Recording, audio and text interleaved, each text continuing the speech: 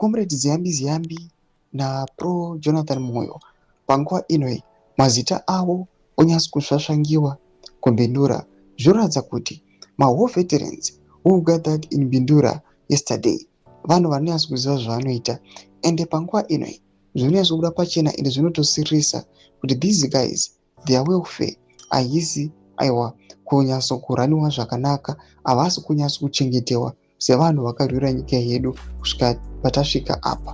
These people they are being sidelined. Isabira mashikobuda nyuko panguva ino. Remember subscribe or like on the bell icon for my videos at circulate especially pa X. Aiwa ma veterans akajamuka havasi kana kutotombonzwa nezvaZiyambi kana zvema constitutional amendments. Then Emmanuel posted the same video Budanyo achiti all veterans in Bindura refused to be bribed and demanded the right thing to be done.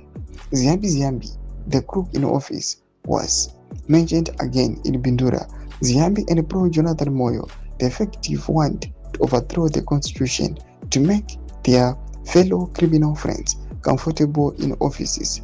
Vanhu havachadi, vanhu havana kupusa.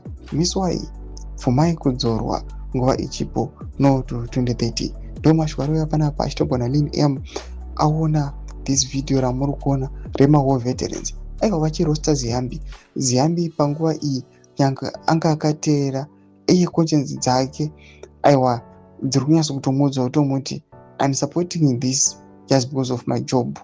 Aiwa raanoona kuti ari kuda kungochengetedza zvake basa rake, but pachokwadi chaipo chaipo legal affairs minister anenge achiona kuti ari kuenda kunegative direction. Zvari kuita izvi hazvitombosapotiwe neany citizen and zviri against the very constitution they are trying to manipulate. Kuna kumene section yedu zvafungira aimoti kudi pamusoro pechitiko ichi.